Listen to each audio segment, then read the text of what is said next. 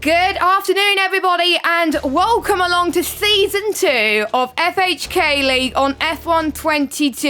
And for the very first time in the league's history, we'll be doing a cross-play league, which is very, very exciting. We got PC drivers, we got PlayStation drivers, and we've got Xbox drivers, and of course we got ourselves as commentators, which we're going to be introducing right now. My name is Jessica Ball. As you know, I've raced in FHK League before, and I've taken the honourable pleasure of being the lead commentator for this season. And joining me for the very first time in quite a long time, actually, we have got Paul. How are you doing tonight, Paul? Well, this afternoon. Yeah, I'm excited for the race, Jess. It's going to be very interesting to see how the season plays out. Of course, with the way that FHK works, being a team-focused championship rather than a driver-focused championship, which I'm more used to covering in the commentary I've done before. It's going to be very exciting to see all that teamwork come together and see what sort of little strategies that people can come up with to work together. Yeah, exactly. I had a few teammates, during my time in FHK League, but it was a very, very, very good system as well. So we're just about to get started. They are planning to start bang on 4 o'clock. We got 1 minute to go. That's why we're going for our preamble right now. So we're kicking off for Season 2 with Australia, which was actually the first ever race that FHK League actually held on F1 2020, believe it or not. I think I finished 7th at that time. I had really bad luck. But don't forget that was on the old layout. More about that in just a second. Then we got Monza next week, Miami, Austria, Hungary, the Netherlands. I'll get the other screen there. We got Japan, Brazil, Abu Dhabi, and then the final race will be decided by you guys watching at home as to what track that you want the drivers racing in as well. Now, as you notice, we've only got one tier for the time being, Tier 2. We haven't got many for our top league, which will take place at 8 PM usually, but hopefully we'll get more soon. But the interesting thing about this league, Paul, simulation damage. And on a track like Australia, the drivers need a lot of guts to perform well today. Yeah, I don't think I've covered a league with sim damage on yet, so it's going to be interesting to see what sort of carnage, or not carnage, fingers crossed, that we see throughout the race, because of course with sim damage it's not just a case of having to worry about your front wing. You've got that floor, which is oh so important in F1 22 to keep your eye on and not damage. So running over any curbs, just a little bit too much, that could be crucial, especially at some of the faster phases of the circuit. Looking at the likes of turn 11, turn 12 especially, it's very easy to cut a little bit too much off of 11. Just take a little bit off the floor, and then that could affect your pace for the rest of the race, the rest of the session. Yeah, exactly. So we talked about the calendar. We will now talk to you, the drivers that are going to be racing in this tier. Now, we've got 3 female drivers. We had 5 in the first season of FHK. There's quite a few female drivers in Tier 1, but they obviously can't race in Tier 2 because they're too quick. So we'll hopefully see them a little bit later on. But we've got we should have 20 drivers. I think we're missing 2 drivers at the moment. That's why I think we're waiting to get started. So we've got Hannah and Stephen in the Ferrari. Hannah being one of our first female drivers racing the original FHK League, which is very exciting. Glad to see her back along with Stephen. In the Mercedes, we've got Bainesy and Cage Nelson. I apologise, by the way, guys, if I say any of your names wrong. If I do, or if any of us do, just tell us how we say it, ready for next week. We've got Jish and Caesar in the Red Bull. We've got our league directors, our league owners, Formula Hun and Kieran in the Alpine. I thought they would go for the Haas, actually, so I'm quite surprised they went for the Alpine, but I can see why, because they got the little bit of the pink on there, so great to see them there. We've got one of our tier coordinators, Finbot, in the Haas. He recently got promoted full-time yesterday. He was originally a reserve, so glad to see him being full-time, along with MX Fan. We've got Scars and I can't even say his name. We're going to have words, I'm sorry. In the Alfa Romeo. We've got Babatunde and Pillars in the Alpha Tauri. Now, Babatunde I've seen race before. In the McLaren, we have Ella Riggles and F1 Nerd. Ella Wiggles is another female driver, our final female driver today.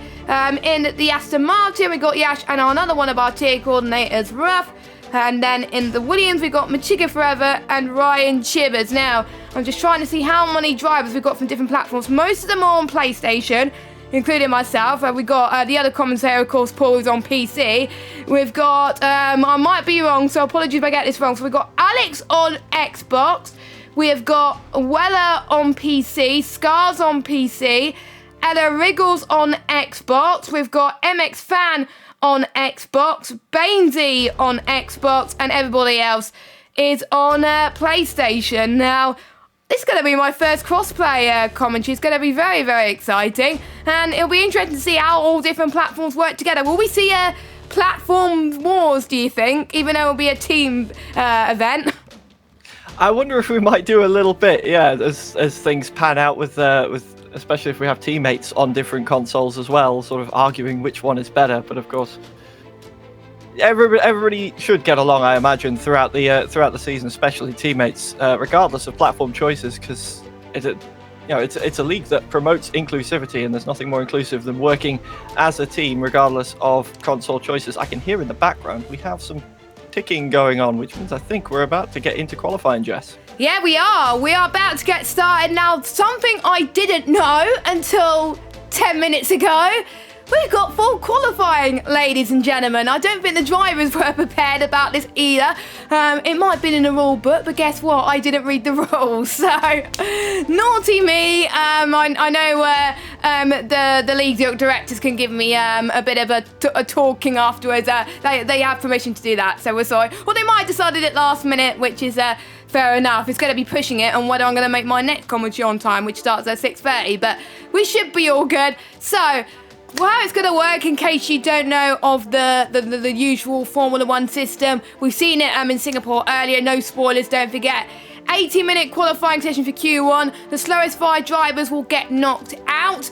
Then in Q2, it will leave down to the slowest 5 drivers after that. Then in Q3, the best 10 drivers will battle it out to take that all-coveted pole position. Now, it gets nerve-wracking if you're not in the top 10, as it were, but plenty of opportunities to get right. Luckily, it's a dry session already for the first part of qualifying, so I may as well get the scene up. Yeah, we go. For the very first time, we've got 18 drivers. I think we're missing 2, which is a bit of a shame. Now, this track was first opened and used in Formula 1 back in '96. We saw a Williams 1-2 with the Damon Hill and Jack Villeneuve. He did very well in his rookie year to almost take a win on debut, actually. But Damon Hill took the win from him. And then the year later, Jack Villeneuve actually won the 1997 championship. And a certain Michael Schumacher took him out in controversial fashion in '97. But we don't want to talk too much about it. But the track has changed since the FHK drivers were last racing, of course. We've got the chicane, which is no longer there. It's now a long straight, which I do prefer. Do you like this new and updated track compared to the old one, which was seen in the last games? I absolutely do. I think the old sort of, especially that mid-sector, especially where we've seen the big changes around what is now turn 9 and turn 10, they felt a little bit clumsy before whenever I've driven it. So having it be this big, fast-flowing section that sets you up for turn 11, turn 12, and even then down to Ascari at turn 13 as well, I think it makes the track so much better, and it just feels so much more alive when you're driving through there. You're carrying so much more speed. You've got all those advertising hoardings and the fences flying past you. It just feels so much more impressive in itself to drive as well. Yes, exactly. And I've beached myself quite a few times in, I think it was the turn 11-12 corner.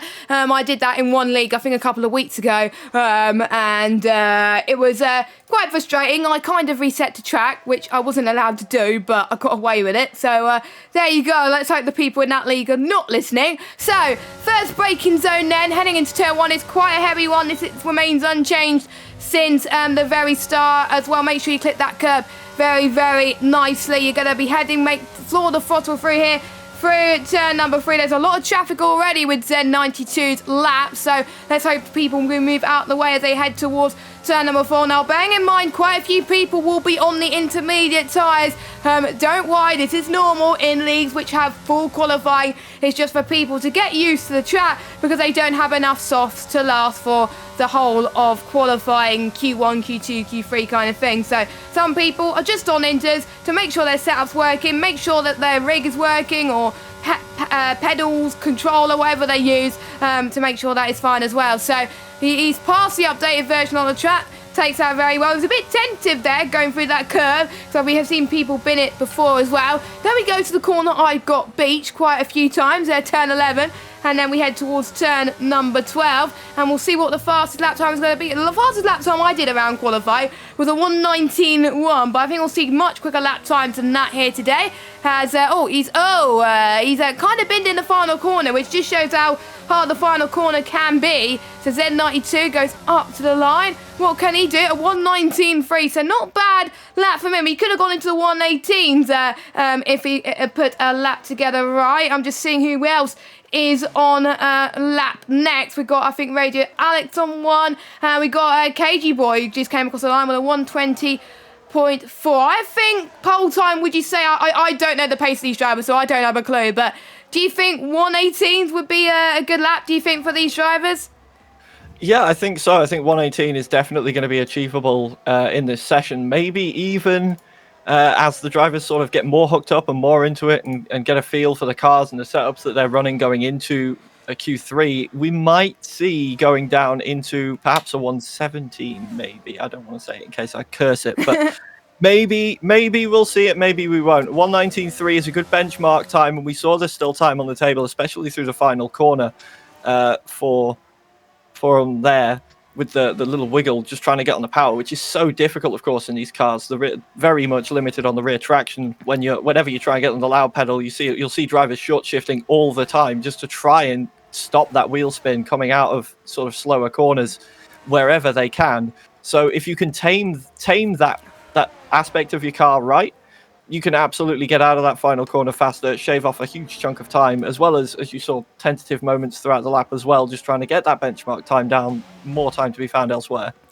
Yeah, exactly. Obviously, this is not the fastest we're going to see in the session. Q1 is obviously the slowest out of the session, so people may not be pushing too much if they feel like they're confident in getting through to Q2, but a lot of these drivers don't have a clue as to what people's pace width is, so they're going to pretty much be pushing all the time. As we got Milsom up to the line. He's thin to you and me, and he comes across the line in pole position, 1:18.9, which is similar to what I can achieve. So good on to him at the moment. Who else is on a run? I don't think anyone else is on a run. I think most people on out laps. I've got the right tyres. We've still got Rough on inters. Don't know why. I think he's just come out, actually. Yes, he just come out. I think he was just waiting for a little bit because I think he wasn't happy with his setup or anything like that. So he's going again, just to be sure. Normal league rules apply in terms of part firme, by the way. It is on.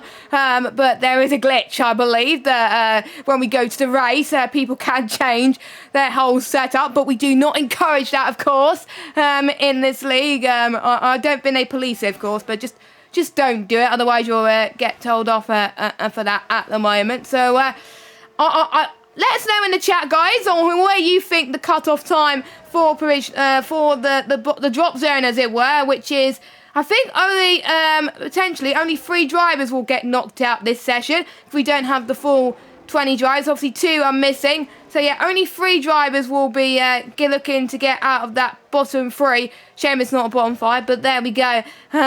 I usually would say right now who would be in contention for that, but we can't tell. Just those early stages, they're still getting a feel for the track. Yeah, absolutely. As you can see, even with Ruff and Scars up until literally as I started talking, still out there on the inters, just getting their feel for the circuit as well. And we saw a lot of traffic on the first runs, so of course times maybe not fully representative for some of those drivers if they've had to break lines to get by traffic on the way around, so on and so forth. So I can imagine we'll probably see a cut-off time somewhere in the region. I'm going to completely guess this based off what we've seen so far. Somewhere in the region of about a mid 1:19, maybe 1:19.4, 1:19.5. on the board. That was a big wiggle for Kia coming around turn 13 there, but managed to keep the Alpine going in a straight line in the final sector. And this will be his first lap of the session as well. So we'll see where Kia can get to. As I think we've got a few more cars out on track now, just setting their first lap times of the session.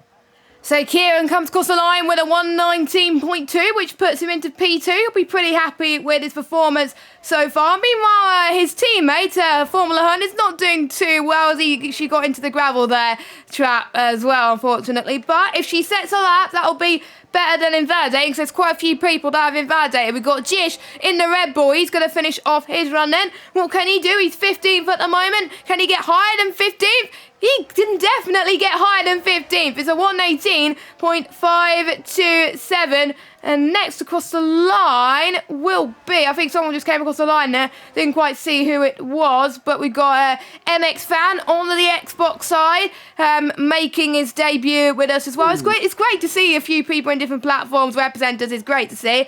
And we've got MX Fan up to the line. And this is looking like a decent lap time for the Hash driver. A 120.5 puts him into P7, and of course we don't know if it will be enough to get out and get into Q2. We saw quite a few people bidding it on their laps again, so still people are struggling with this track, it seems. Yeah, and speaking of, I was just keeping one eye on Radio Alex, and in fact there's an AlphaTauri just behind that's had a bit of a moment as well there, trying to dodge Alex coming through the final sector. He just got a little bit too excited on the throttle. Again, I think it was coming out of turn 13, and that Aston Martin went around, and that was lap over. It was looking like a decent lap as well. As you can see, it's a 1:43.5 when they crossed the line, which isn't particularly fast. Somehow managed to not invalidate the lap, even though they did bounce off the wall with a hefty whack as well, with simulation damage. I'm quite surprised that car is still as drivable as it's looking so far on the first part of this next lap they're running. But we've still got, of the 18 runners, 6 yet to set a lap time, which is just... and there goes Radio Alex again. This time there is definitely damage to the Aston Martin. The front wing completely Point the right way! Point the right way! Go, go, go! You don't want to get disqualified. There you go. There you go. I've done that once, I think, in career mode, where I was pointing the wrong way and I got disqualified. Not very nice. I did it in the preview build as well around here. Again, not very nice. We've seen Ella Riggles there, who got her lap together with a 120.8. I'm still trying to get used to saying a bit more she's than he's, because I'm used to commentating on a full male league. So that's going to be interesting. I'll still get used to it. It should be absolutely fine. But we only got 3 females, so it shouldn't be too much of a problem. We've got Ella's teammate F1 Nerd as he heads towards the penultimate few corners, and number 25 in the McLaren, of course, not doing too well in real life. Actually, it's not 25; it's a completely different number. But screw that. He comes across the line. What can he do? A 120.578, which puts him into P8 right now, and Alex has got no front wing. So at the moment, the 3 drivers at risk are the ones who've not set lap times, but we will see what they could do at the end of the session. You've got a few people that could go again. 7 minutes left to go, of course. As Milsom, aka Finn, has thought, you know what? I don't think I could do any better. I think I can make my way through to Q2. I'm staying put in the pit lane, saving a bit of tyres, and he seems pretty confident with himself, doesn't he? But a 118.9, I think, should see him safely through.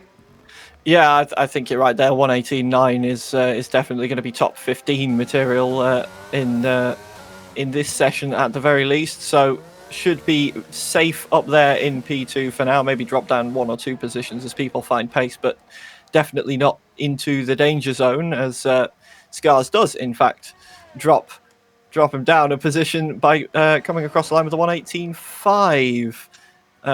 So that is the Alfa Romeo up onto the provisional front row. Of course, not actually going to set the front row, being just the Q1 session, but that should see Scars through into the next session. And a nice little spin for good measure coming out through the first sector, as maybe a little celebration of that lap, perhaps. We'll give him the benefit of the doubt on that one and say it was on purpose.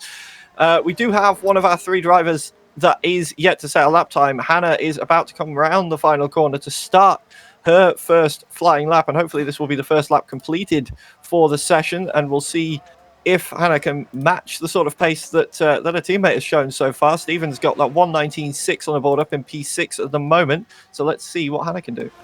Yes, I've raced with her before, and she's been really lovely to race with. She's been a lovely friend to me as well, and she raced on the PS5. She's been racing in Rocket GP this season, and her main highlight was getting a podium in RGP, which I have to say, getting a podium for the very first time is always a nice feeling, as well as she seems pretty confident in that first sector so far. She seems not messing up too much. Let's hope that doesn't come back to bite me in a few moments' time as we head towards turn 8 and 9, and then heading towards turn 10 now as well. And she seems to be coping with this corner very well, as a few people haven't done so today, as we head towards turn 11 now. As we'll talk about a few other drivers, I think, later on in the session as we go through the qualifying, because we did ask them to send in their driver profiles as to what their expectations are for the season, and she said to beat her teammate, and that's the first goal of anything, is to beat your teammate. If you beat your teammate, then you can set other goals in life, as this is looking like a very good lap for her. 1:19.8, that puts her into P7. Now let's see if anyone could beat that. I think that should be safe for now, but don't forget, around this track evolution is probably the highest out of most of the tracks on this calendar. We got Ruff on a lap 2 past turn 11.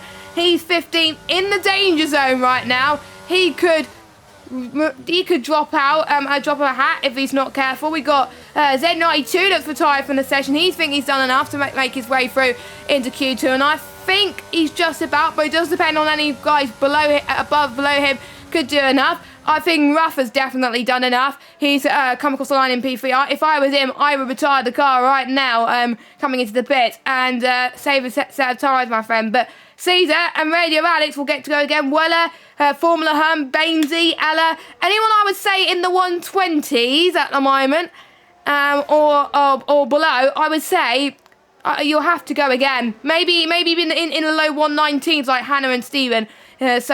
Pretty much top 6, I would say safe. Anything below that, if I were you, if you have time, go again. Yeah, I think if I were the Ferraris right now, I'd be sweating a little bit, because that's right. I think going to be right on the cusp of that cutoff in this session, especially as you say, with the track evolution being the way it is around Albert Park. We could see those times start to come under a bit of a threat. I'm just keeping one eye on the Mercedes of KG Boy at the moment, sitting in P9, just behind those two, looking pretty rapid out there at the moment in the Silver Arrow. Coming into the final sector, rounding turn 13, using a little bit of the grass even on entry just to widen that corner as much as possible, carrying as much of the momentum through as possible. And now it's just a final couple of corners, which, again, to me, probably the clumsiest corners left on the circuit. Now, they're very tricky to get right, especially getting on the power coming out of the final corners. We've seen very easy to break traction, very easy to lose the rear, but keeps it in one straight line, and across the line he goes. And it's an improvement, but not in position. A 1:19.975. That may be enough, but we'll have to wait and see as the session draws to a close. We've got pretty much almost everybody out on track at the moment. Babatunde stayed in, so I think that will possibly be all we see. He'll have time, because I think the timer may be glitched on our side. So we will probably have time to go again. He may be leaving it to the death, I think, but if he wants to start the bat, fair enough. That is a good challenge, but we'll see if he could settle out before the end of the session. Caesar, who is last at the moment, he's got to get higher than last. He's done even better, 1:18.8 at the moment. I think that should be enough, but that will be his final lap. He's going to hope and pray that nobody will drop below him, but I think he should be okay, because Milsim has retired as well. Scars, I will retire, and Jish, I will retire as well. So those guys should retire in the pit, save a bit of soft tyres, as KG Boy, I think, will do the same, or he probably, if I was him, go for another run, but he doesn't have too much ERS left as well. We've got everyone on flying laps. We've got MX Fan heading past into turn 12. We're a bit squirmy on exit there. This is going to be tied for MX Fan at the moment. And for anybody... Oh, nope, he's coming in. He's coming into the bits. Oh, if I would have gone again. I would have gone again. He's in danger of getting knocked out of Q1. We'll see what F1 there could do, because he could go above him in the standings. So in the McLaren then, He's going to set his last potential lap of qualifying. What can he do? 120.1, a P11, that knocks MX Fan up. Ella's not going to have time to set her run. She is in danger of getting knocked out. Rella is going slowly. I think that's his qualifying session done, unfortunately. I don't think he's going to get around again, but we'll have to wait and see. Radio Alex has invalidated. Well, it's going to be tough for him to get another lap in, but we'll see. He hardly got any ERS, so I believe we got our first casualty. Radio Alex is out of Q1. Yeah, and now eyes are glued to Formula Hun, who's currently on a flying lap. She's down in P15 at the moment, right in the danger zone, because Babatunde is out there on a lap as well. We don't know what pace that Babatunde has either. So Hun feeling a little bit of pressure in this session, but keeping it glued down so far in the Alpine. The DRS is open coming down towards turn 13. And what can she pull out? In fact, Babatunde is retired from the session. So You're doing the last two challenge. Potentially. Yeah, he did come out for an outlap and in fact started a qualifying lap as well and decided, nope, I'm not fancying that. He didn't bin it. Oh, he didn't bin it. Oh, no! Naomi's binned it on the final corner, across the wall there.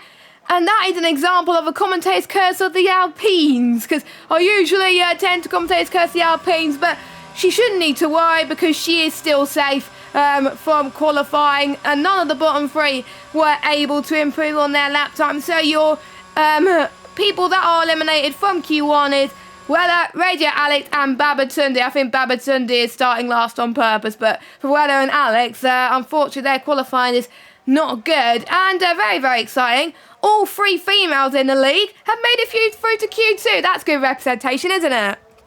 It absolutely is. It's great to see them making their way into the next qualifying session. And in fact, for the likes of Hannah as well, even looking like a Q3 appearance, if I can find the words, could even be on the cards. And I'm sure the other women in the league would love to follow that as well, going through this qualifying session to try and get the representation into the top 10 and carry that into the race as well. So see how Q2 goes. Everybody's dialed in now. Everybody's feeling more and more comfortable with the track and finding their limits, I think, is the important thing, as we've seen a few times in this Q1 session. Just finding where the limits of traction are, coming through certain corners where dropping a bit of power in is going to lose that back end. So with those lessons learned, Q2 could be a bit closer. Yeah, I think a few people will be pushing more. I think the sandbags will definitely be off there in Q2, but we'll run through your order then. The top two is quite close, to tell you the truth. And on top is Jish with a 1:18.527. Scars 1:18.564. So the battle for pole is going to get tense. And we got Ruff in third. And we got Cedar, we got Finn, we got Kieran, Z92, Stephen and Hannah 8 and 9. Then we got KG Boy in 10. And we got Nerd, Bainsy, MX Fan, Ella Wiggles, and Formula Hun. They'll be making it through to the next part of qualifying.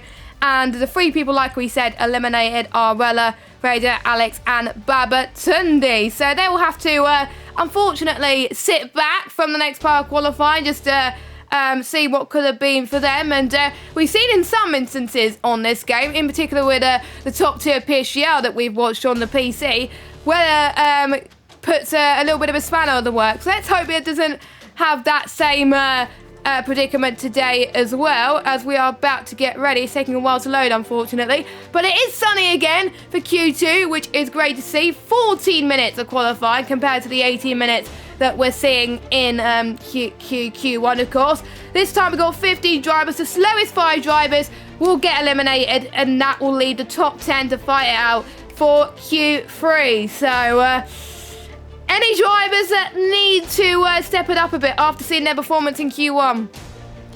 Yeah, I think anybody in the back 5 at the end of Q1, perhaps.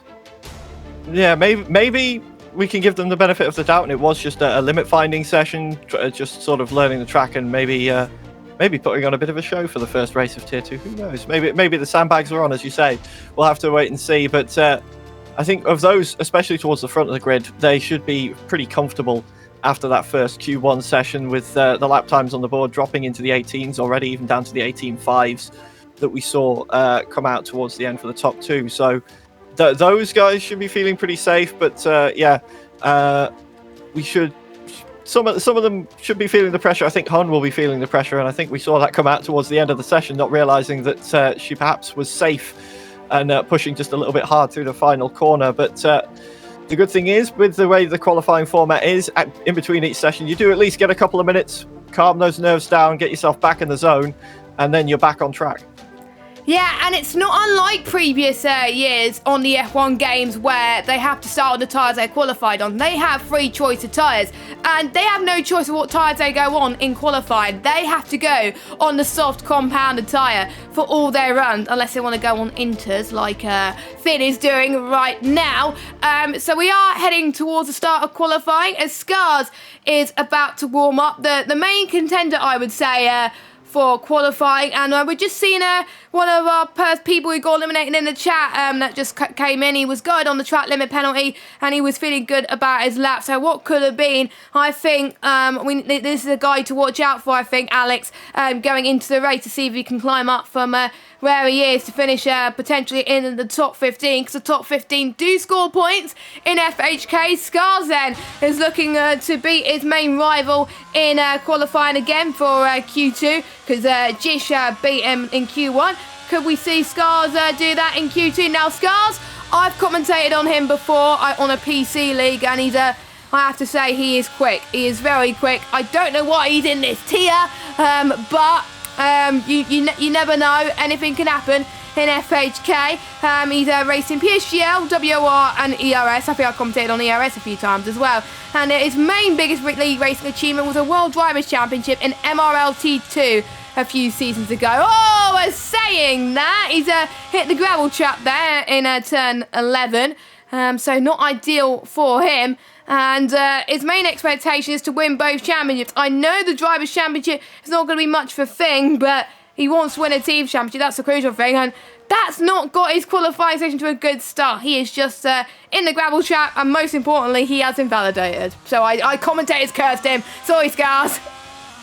Yep, the commentator's curse strikes again. But yeah, the competitive nature of drivers like Scars who go and say, yeah, it may be a team-based championship, but I want the Drivers' Championship too. That could play well for the team, don't forget, because if you're winning the Drivers' Championship, you're going to be scoring a boatload of points. And no team is going to say no to a boatload of points. As KG Boy sets the first time of the session, 120.2, immediately followed by Milsom on the intermediate tyres with a 123.9. I'm keeping one eye at the moment on Stephen making his way through the final sector. First of the Ferraris to set a lap time in this session. It's been looking pretty okay so far on this lap. Finding those limits again. Still more left on the table coming through the final corner as was shown there, but across the line we go into P2. A couple of tenths off the back of KG Boy at the moment, but with a purple third sector with time still left there. So, yeah, and then Kia comes in with a 118.8. So I was about to say there's definitely time left on the table for these drivers, and Kia comes in and goes, I'll have all of that time. Thank you very much. This is more like it from Kieran now. I think he's just setting the pace, I think, in qualifying 2 so far as well, which is great to see. I did tell you that the sandbags were going to be off in this session, because otherwise they'll be in danger of knocking out. But he did qualify in P6 in the last session, so he should be relatively okay, but never say never. There could be people that were sandbagging and could knock him out of Q2 if he's not careful. Z92, who's on the lap. Ella Wriggles is about to start one. We got Jish, who's going through the middle sector, but he's invalid. So he's not going to knock the guys off a pole position, unfortunately, yet. Bainesy is starting his run, so we'll follow. Let's follow Z92 in the Williams, actually, as he heads towards turn number 11 then. He was quite close to pole position as well provisional pole in Q1. Top in the session, I would say. It's hard to call it provisional pole because it's not, but the number 2 driver, he gets towards the final corner. So he's in 8th at the moment on our timing screens. Is he going to be good enough for pole position? It looks good, but will it show in the timings? It is good, but about a tenth slower than Kieran at the moment, but that puts him into P2. Safe for now, but anything can happen in Formula 1. Bainesy's on run. Ella Wriggles, let's see what she can do now as she heads towards turn 11. Yeah, we've got all 3, well, 2 of the 3 women, should I say, out there at the moment, because Huns out on a lap as well, and this is be her second as MX Fan retires from the session in the pit lane already, very early in the session, and I'm wondering, is that that's a 120.6? That might not be enough to get into the top 10 as Huns coming across the line now to go P8 just behind a 120.8. So that's a nice benchmark there in the Alpine for her, but that is on the technically used tyres.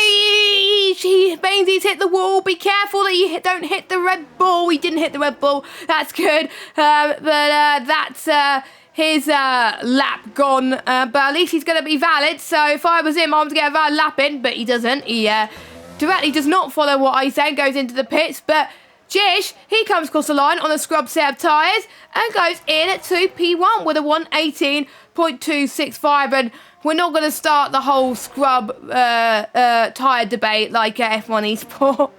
I know there's been loads of debates about that, but Jish, the man who was on top in Q1, he's on top once again in Q2, and I can't remember if it was quicker than his Q1 time, but that time should, I think, definitely see him to the next part of qualifying. Yeah, I think so, and that is a blisteringly fast time, and it's making me feel a little bit more confident in what I said towards the top of the broadcast, where maybe we'd see drivers dipping into the 117s. We're getting closer, so when Q3 rolls around, I definitely think a 117 might be on the table for the likes of Jish, Kia, Z92, any one of those drivers, or we could even get a nice surprise with another driver from a little further back just hooking up that perfect lap. We simply don't know at this stage of qualifying. But going back to Bainesy, I saw this mentioned in Hun's chat just a little while ago. We should definitely give a shout out to Bainesy, of course, doing as well as he's doing so far while battling cancer is just a tremendous achievement. So wow. yeah, big round of applause for Bainesy for doing as well as he is so far. So that's brilliant to see. What's not brilliant to see is not many cars out on track at the moment. Everybody coming in, resetting, ready, as Jish is definitely happy with that lap. I would be. We've got Ella Riggles and Ruff out there at the moment on outlaps, and I think we're going to get a few more coming out now, as I can see a Mercedes coming down the pit lane as well. Yeah, so everyone is going again, and I have to say, his name's Luke, by the way, Bainesy, so I think we'll call him Luke. So massive congratulations on getting through to the next part of qualifying as well, and his expectation for the season, get a win, work with teammates, score an awesome final championship standing. Now, Bainesy is in the Mercedes, so is KG Boy. Both Mercedes are through to Q2. I'm just seeing which teams have got both their drivers into Q2.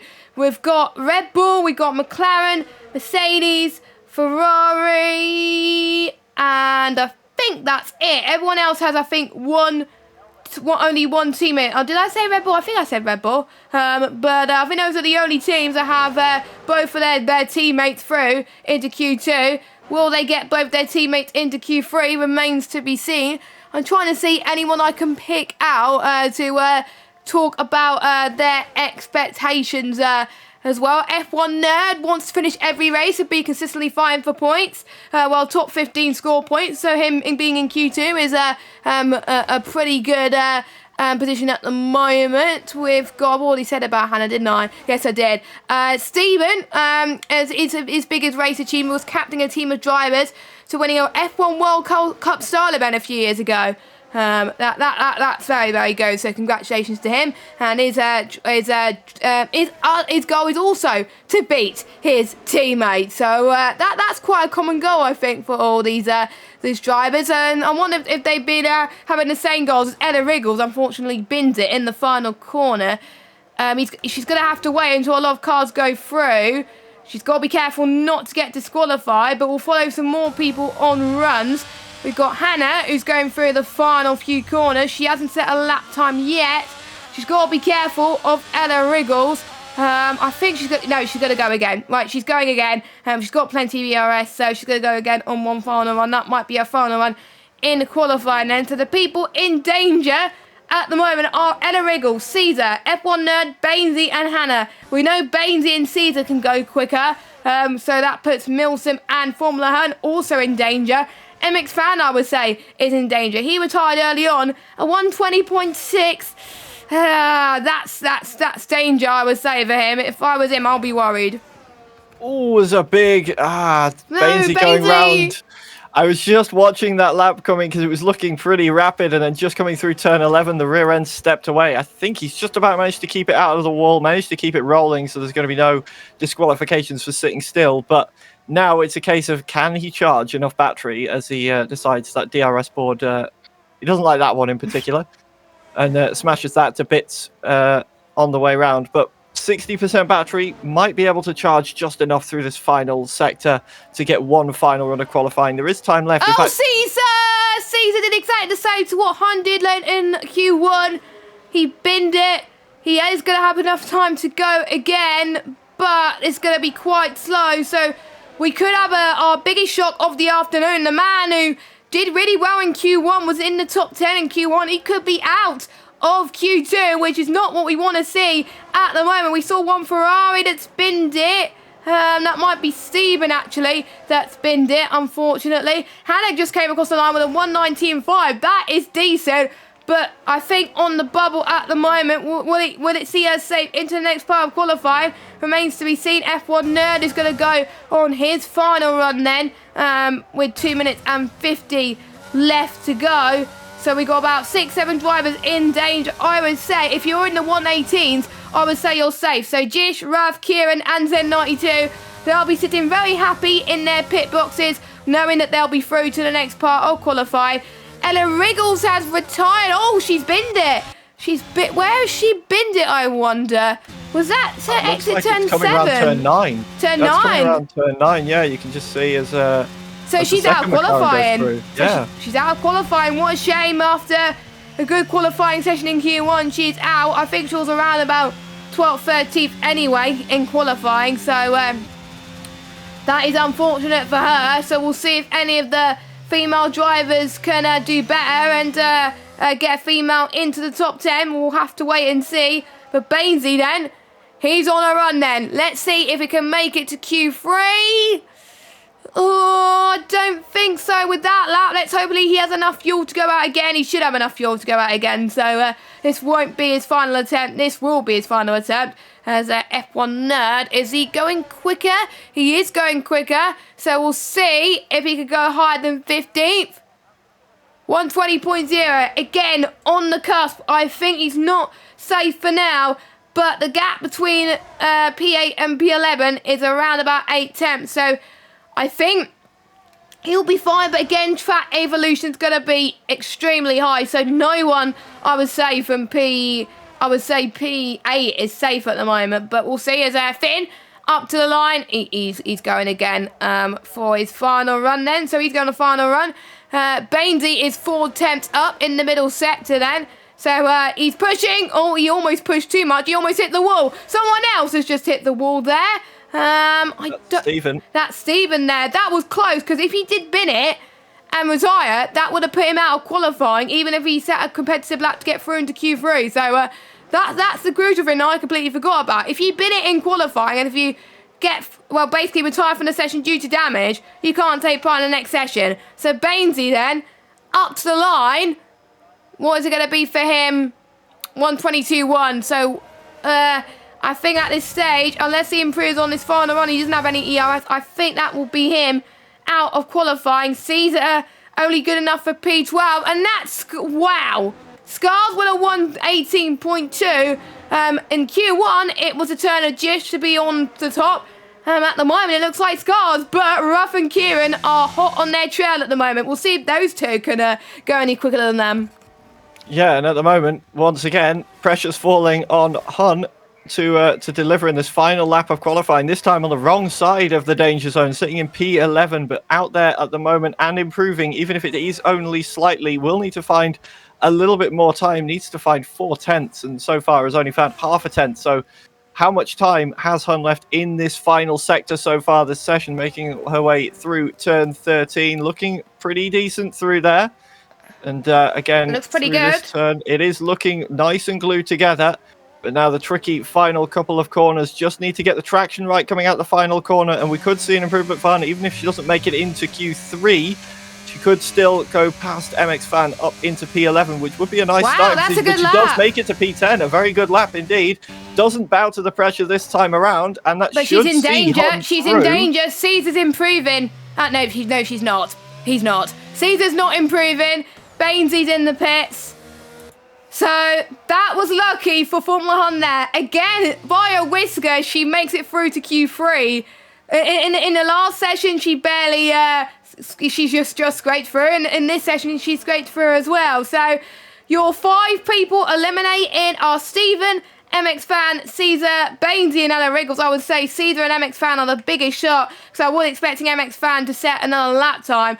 On pole, well, on top of the session is Scars from Jish, from Ruff and Kieran. The top 5 that I was expecting to be the top 5 are there as well. We've got Milson that's made it up there. Hannah, again, a good lap time from her. I have to say, she's come leaps and bounds since I last seen her race. I have to say, a massive improvement for her in terms of her league racing journey. That's great to see. She makes it through into Q3. So does F1 Nerd, and so does Formula One. So that makes it 2 females out of the 3 that make it through to Q3. Shame about Ella, but I know Ella has great racecraft, so we'll see if she could put it through in the race. So those are your top 10 making it through to Q3. I'm a bit surprised Caesar has not made it through to Q3. Same with MX Fan and Steven, because they were comfortably in the top 10, those 3, in Q1. So maybe the pressure got to them. Maybe, though I believe we had a message in chat from Jake G22. I'm not sure if that is MX Fan or not, but I think it came in not long after we were wondering what was going on with MX Fan, saying saving the last set of softs for the race strategy called. So maybe we can see some pace coming through. It did backfire a little bit, but with those soft tyres and the pace that we know is there, we could see a climb through the order very quickly, depending on where those soft tyres go on, either towards the end or towards the beginning of the race. So definitely going to keep our eyes peeled, especially, as you say, on those 3 that we know have pace from Q1, that made it through to Q2, but then couldn't find that pace for whatever reason that it may be in Q2, and just ended up dropping back. So it'd be, yeah, my eyes are going to be glued to that. It's a tricky track to overtake around Australia, especially with the way that that middle sector has been reprofiled.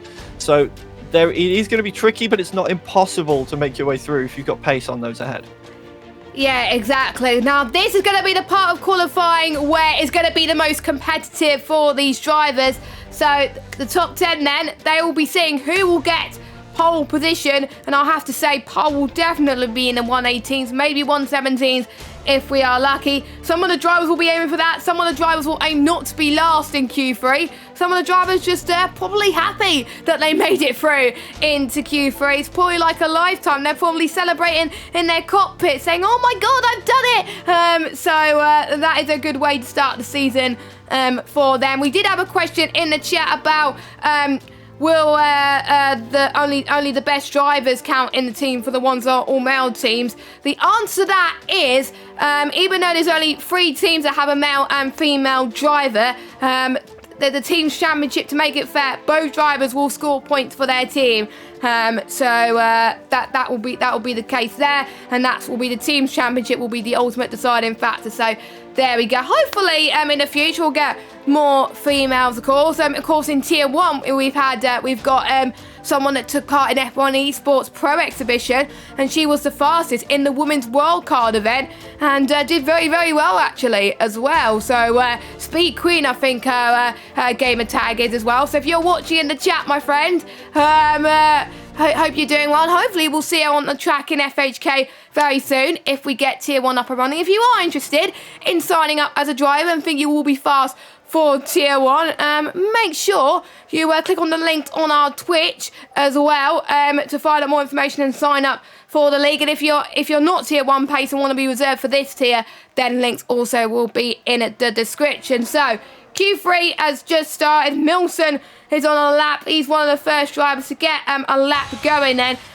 Everyone's going to be on used tyres then for the first part of qualifying, but there will be some people who did qualify into Q3 quite early on, like Jish, that might have saved some sets from Q2 and have got 2 sets to use for this next part. So obviously they got an extra set for Q3. They're making it through to Q3, of course, so we'll probably see the likes of Jish go quick straight away, but it won't be web sensitive yet until the final part of qualifying. But at least we get an idea of where people are with scrub sets, at least see who needs to push and who doesn't. Yeah, absolutely. And to be fair as well, if you are one of those drivers that's managed to save the extra set, and you see everybody else going out with a scrub set, and you know you've got the pace, they could always go out on a scrub set themselves and save an extra set for the race, just in case of we get surprise safety cars or anything like that, and they need to bundle the strategy around a little bit, or even if they just plan to run the soft tires during the race.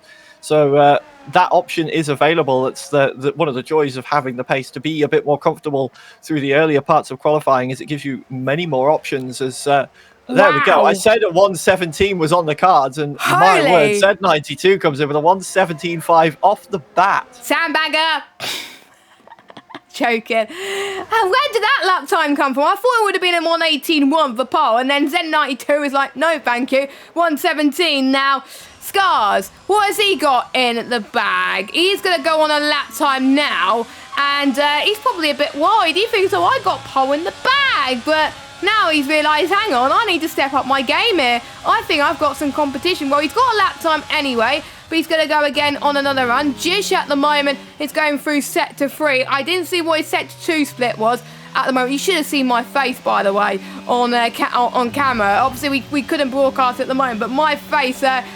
my mouth went wide open actually at the moment, and now Jace goes into the 117. So track evolution must be the highest it's ever been at the moment. We've got Kieran on the run at the moment. This is a very fast section of the circuit as well. We could see some overtakes here from a lot of these drivers as well. We've seen a few people hit the wall a few times in this qualifying session then as they head towards turn 10 and 11. And he takes a lot of that curb actually. He was very confident through there as well. I tend to be a bit more tentative there because usually I tend to bin it otherwise. But he seems to be on the cusp of possibly maybe being rough. We'll have to wait and see, but he wasn't confident through there. And the final sector could make it or break it for one of our league directors here today, the one who organises league along with Formula Hearn. So can he get into the 117s as well? He's only on a scrub set of 118.8, so we'll see what he can do towards the end of the session.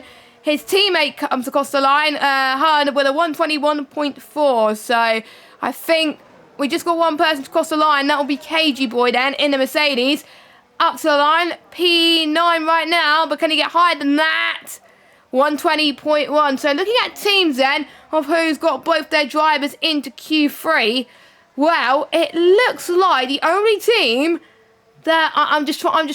The only team that's got both their drivers into Q3 is Hon and Kieran in the Alpine. So there we go. That is good, and it's not just about drivers; it's team championship. So that's gold for them, isn't it? It absolutely is. That gives them a prime position at the start of the championship to come in and get a nice haul of points straight off the bat. And honestly, if you'd have told me that bit of information around Q1, I might not have believed you, because as we saw, we've got some drivers a little bit out of position from Q1 pace at least, and then other drivers that have found their pace through Q2 and made it into Q3, and the likes of Hun especially improving leaps and bounds in the sessions alone. We saw at the end of Q1 Hun just about made it into Q2, and then in Q2 Hun just about made it into Q3. So it's just about every time, but she keeps finding exactly the pace that she needs. So we could be seeing her move up the grid as well as the session goes on. But as I say, that we just she was in the gravel a little bit, but I'll pretend I didn't see that. I think we'll both pretend we didn't see that, because I think we both saw that as I was riding on board with KG Boy in P6 at the moment. So yeah, but she's going into the pits now to set for one final run then. Don't forget, these times are not representative unless you're Z92 and just... Those two are definitely on new tyres. Those can't be on scrub sets. If they are on scrub sets, then fair play though. As Raf comes across the line, he does not improve, so he's going to go into the pits very, very soon then as well. Now, we need your predictions in the chat. All 11 of you that are watching in the chat, who do you think is going to get pole position? And if any of the drivers are streaming on Twitch at the moment, and you know you're watching their POV, get those viewers to come to watch our stream to see the other drivers as well, see how they do as well, and get some insider information in terms of strategy, in terms of where they are on track, penalties, as well. This is the place to be as well. We got myself and Paul taking you through the action this season, and after seeing what we're seeing today at the moment, it's going to be absolutely epic, as F1 Nerd is one out on circuit. We've got Ruff on the circuit as well, but he's on a lap right now in third. I wonder if he's on a scrub set or if he's on a fresh set as well with 4 minutes left to go. I think this will be his only lap of the session unless he's going to do 2 runs on the set at the same tyre, which can be done. I've done that before around this circuit in short qualifying. I think he's backed off. Has he backed off? It's hard to tell in tracks like Australia. We'll see as we hear he heads towards the final few corners. Is he going to dive into... Yeah, he's backed off. I thought he's backed off. So he's backed off for another run. F1 Nerd is just about to start his run, as well as is someone that just come out in the pits. That's Hannah, who's starting her run as well in P7. So we'll see everyone's predictions then on who they think is going to get pole and what will be the pole time. Well, can Z92 and Jish improve from their times, or do you think that will be the pole time? I'm not sure. I see a prediction from Babas Far in the chat saying Ruff is taking pole. I think that might be a good shout, because that lap that he's just bailed on, it was purple in the first 2 sectors. So there's definitely time on the table there. And if anybody's going to find it, it's, as we've seen, it's going to be Ruff. But speaking of purple in the first sector, F1 Nerd's just gone purple in the first sector on this lap on that set of new soft tyres. So where will the McLaren be on the grid? In fact, he's backing off a little bit by the look of it. Yeah, he's backing off. He's got his ERS to batteries on 100%, so he's going to go again, move out the way of the other drivers as well, with 2 minutes and 30 seconds still to go in the session. And anything can happen. We have seen short performances in real life as well. Remember, in 2022, in real life qualifying, we saw Charles Leclerc take pole and the win here. So it is tradition that if you get pole, you usually get the win here as well. But like with FHK in season 1, I think we saw about 1 or 2 safety cars. Well, it might have been 3 safety cars actually that we saw in that race as well. And it was quite competitive as well, and anything can happen. So F1 Nerd is going to go again then. So he's going to go again then on his run. Hannah is on her run. KG Boy is on his run, going through turn number 3 as well. That was very comfortable through there as well. Much better than I could do. Heading towards turn 4 and 5, by the way. There are, well, for 3, 4 and 5. There's some bits where you don't have to lift, you could go full throttle, but it does depend on the actual setup, because with my setup I have to lift a little bit. But with someone who I race with, he says to me, "Oh, you don't have to lift through there," but I don't believe him as well. It's very difficult. You have to turn in at the right place. But anyway, we're about to get through into the final part of qualifying, and Z92 is about to start his run. So is Jish, I believe, about to start his run, but we'll follow Hannah as she heads towards the final few corners then. It will be a penultimate run of the session then. Be looking equally impressive so far in qualifying. One of the highest qualifying females so far in this session. What can it be for her? Can it be an improvement? 1:19.5. That is really, really good for her. Who's next across the line? We've got Kieran up to the line, and we got more people up to the line as well to start their final runs. I thought someone was going to improve there for a minute. F1 Nerd, yes, he's improving on the lap. What can he do? 1:20.0 at the moment. It's not about eliminations at this point. It's who to get pole position. Scars is warming up his tyres, so he's going to go again. And I'm very, very excited for this one, and I will see who's going to come out on top. Is it going to be Z92 or Jish? Or is it going to be Scars? I haven't seen Scars' full potential yet, as he's about to start his run now. Yeah, and everybody out there at the moment, Z92 will not be improving, going a little bit too wide just as I joined there, going through turn 12, invalidating that lap. So that 1:17.5 is going to be the most that Z92 is going to be able to pull out unless he can charge the battery and go. F1 Nerd isn't going to improve on the 1:20.0. So that is them done with the session as well. Everybody else is still out there at the moment. In fact, Z92 coming into the pits, so that is qualifying over for him as well. 1:17.5 will have to stand, and can anybody beat that? Ruff is out there at the moment and improving, not by enough to take that pole position just yet, but there is still time on the table. Just coming around the final few corners now, as well as we've got yellow flags going on towards the pit lane. I think that's just cars retiring. Kieran up to the line then in his Alpine. 1:18.7. That still doesn't change his position, but improves on his time to a P5. I'm sure he'll be pretty happy with that. Scars, oh, he's not going to improve. He's got damaged front wing. Jish. But Jish, 1:17.538, knocks Z92 off the top spot. He was purple in the final sector as well. His final sector was incredible. Ruff. But Ruffman said, if anything you could do, Jish, I could do better and go to 10th quicker than him. Congratulations to him. And I think the only person that can improve is Scars, but he has invalidated and got a damaged front wing. So, yeah, someone did say in the chat, I think it was Babatunde actually, predicted Ruff to get pole position. Don't forget, Ruff has not topped any session today, but Q3 is the only session that counts. If you top Q3, you get pole position, and Ruff improved in all 3 sessions, and he delivered. So congratulations to him. Scars starting in 10th. That's not ideal. I was expecting him to be 1st or 2nd. It's going to be quite about a mixed up grid as it seems as well. We'll run through your order then. So we got Ruff from Jish, from Zen92, from Milsom, from Kieran, from KG Boy. We've got Hannah in 7th, F1 Nerd in 8th, Formula Hun in 9th, and Scars in 10th. But don't forget, qualifying is not where the points are rewarded. The race is where the points get rewarded for the team championship. And there may be some people that are a lot better in the race. So it's going to be very, very exciting. Oh, this is my first ever full qualifying I did, and I really enjoyed that. Yeah, likewise for me. It's you get all the excitement that you get from the qualifying that if you're watching it, the real world Formula One did about nearly 2 hours ago now. God, time flies when you're having fun, doesn't it, Jess?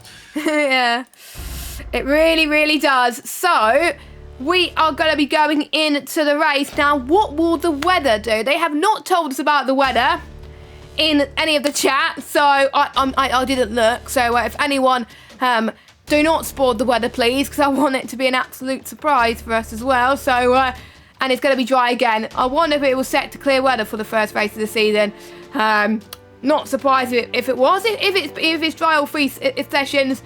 Anyway, that's all right. That's all right. So, we're about to get underway very quickly. I can't remember if formation lap is on or off. It is not. It is off for this session at least. It is off. Okay, so we are going to get underway very, very quickly, and we've got 15 seconds to go. Hopefully people have saved their setups as well, because otherwise they're going to be in a bit of a trouble, and they're going to be changing their strategy as well. One-stop strategy here today, hard, medium, or medium hard, but we don't know what tyres they'll be on until we get underway. So formation lap off, they'll be getting going soon, and the 5 red lights are coming on your screen right now. We've got Ruff on pole, Jish alongside, and it is lights out.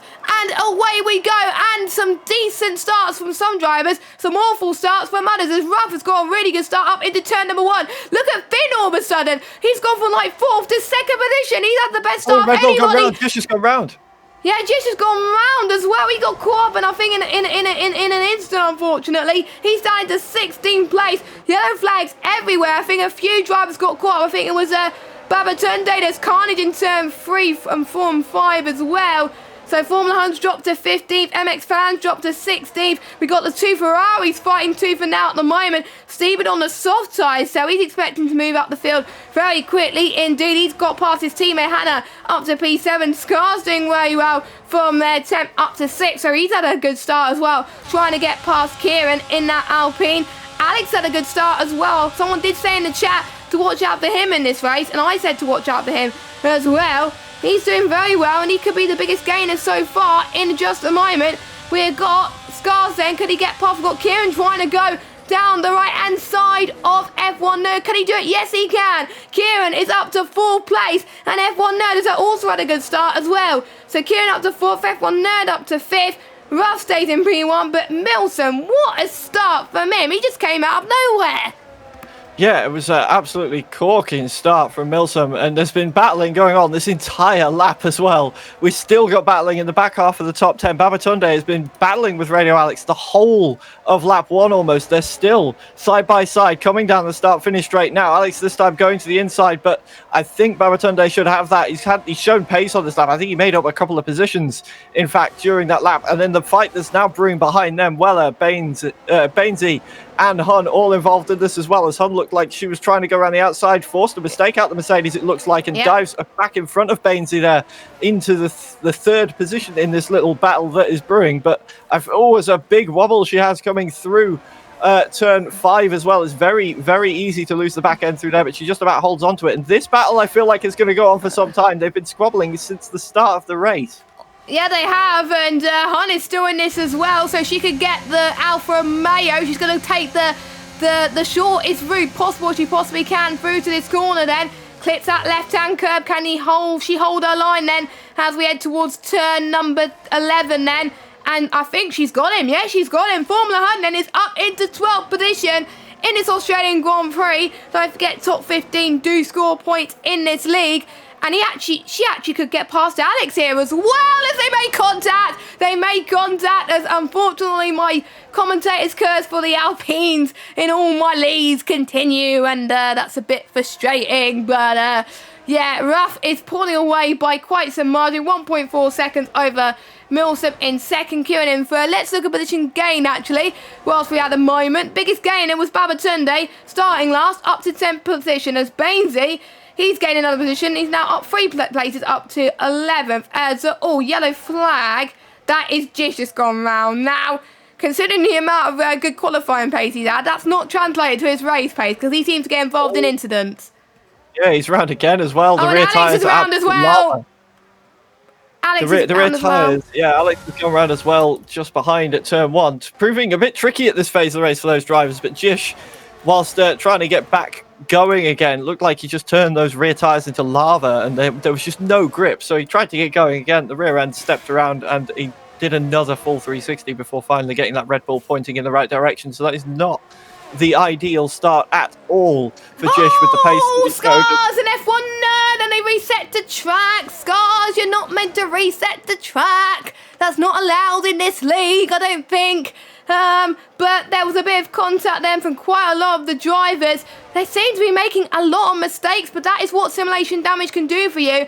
And it may come down to who makes the least mistakes that will do well and score some decent results in this league today, because it is it's definitely error prone this race, because I've had a really bad my first ever race around Australia on this game was absolutely awful, and I was a lap down by lap 3, and that was on simulation damage as well. So to be honest, I feel for the drivers that are near the back at the moment, because that's, to be honest, that was where I would be at this moment in time, as Babatunde gets past F1. No, unfortunately Alex has binned it, and we've got we've got a safety car due to Alex's retirement, and we're going past now. Oh, that's so easy to do, bidding it through there, unfortunately. I'm just trying to see who can we follow to see. I think oh yeah, I do see that the damaged Alex there.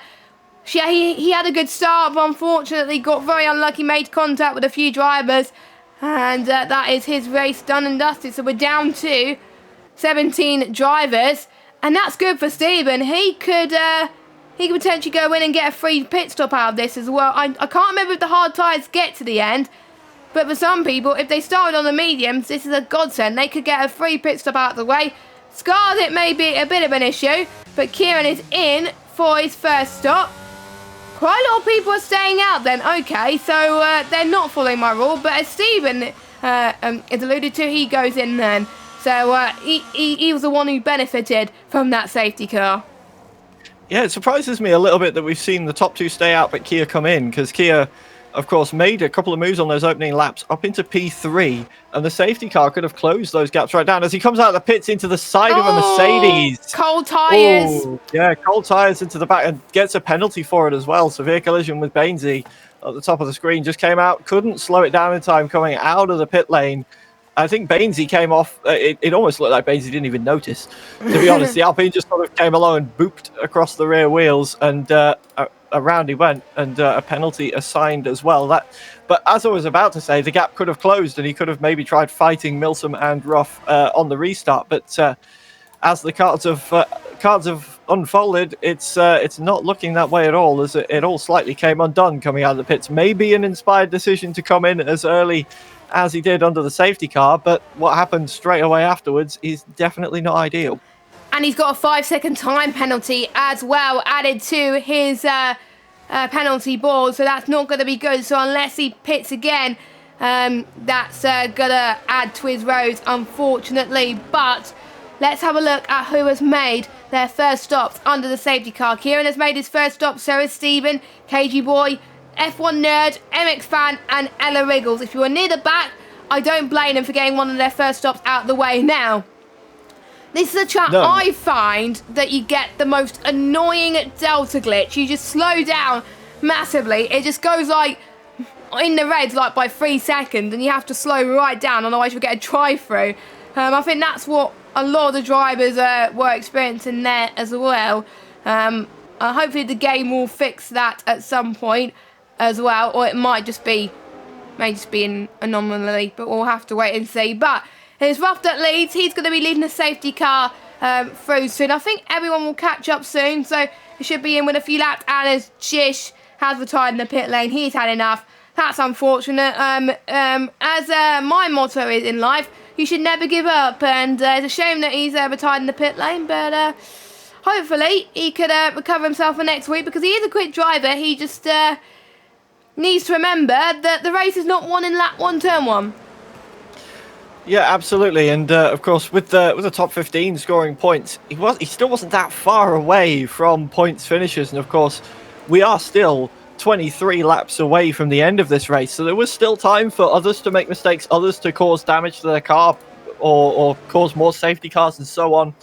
So points maybe were still on the card, but on the flip side of that, you could, if you know you've got the pace and you make a mistake that puts you all the way down to the back, or a series of mistakes that put you all the way down to the back, it can hit your mental quite hard, and sometimes just getting that reset and preparing yourself for the next race might prove to be the better option. So we'll see next time out if that is the case for Jish, as the safety car will be peeling in this lap. Yes, it will then. So let's see who's made of the right stuff, and let's see if they can make it through turn 1 unscathed. But we saw what happened in lap 1, so I don't have too much hope, to be honest. But it is our first race in the FHK League for Season 2.